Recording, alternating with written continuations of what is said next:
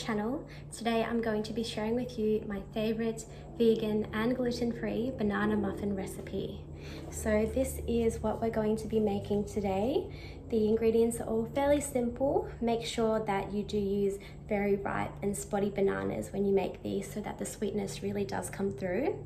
And I'm sure you've got most of the ingredients lying around at home. I use oatmeal instead of flour to make these gluten-free. So yeah, let's get started. So for this recipe, I'll be using 3 ripe bananas. I've got some baking soda and baking powder, as well as some vanilla essence. I'll be using a little bit of pure maple syrup and some ground cinnamon. I've also got some soy milk, but you can choose to use almond milk if you like. I've got some oat flour, some ground flaxseed meal, which I will use to make a flax egg, some quick oats, brown sugar, and a little bit of coconut oil. So these are all the ingredients. Now let's put them all together. The first step is to peel and then mash my bananas. So I like to use a fork to mash my bananas, but you can also use a potato masher, a spoon, a knife, whatever you prefer. If you do want it to be really smooth, then I definitely suggest popping the bananas into a blender.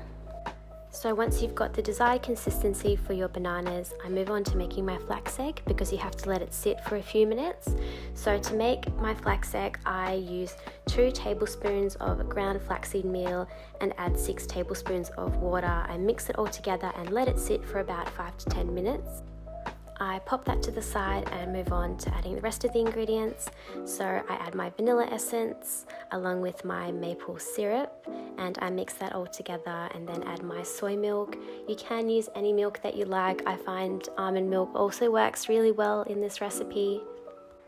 I stir it all together really well, and then I add my brown sugar along with my coconut oil. The exact measurements are written for you down below in the description box. And then I add my flaxseed egg last, and I make sure to give it a really good mix. I ended up just using a whisk instead because it's so much easier than a wooden spoon at this point.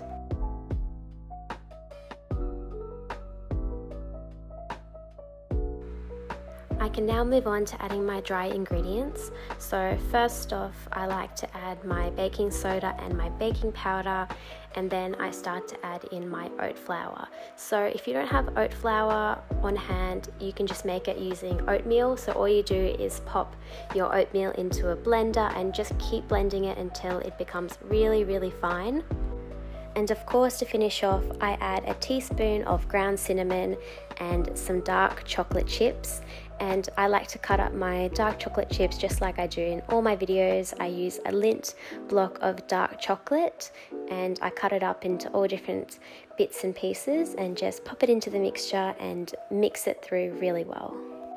Now it's time to get the batter ready to go into the oven. So I've prepared my muffin pan with 12 colourful muffin liners, and I individually fill each of them with about 2 tablespoons, maybe a little bit more, a little bit less. I usually just eyeball it.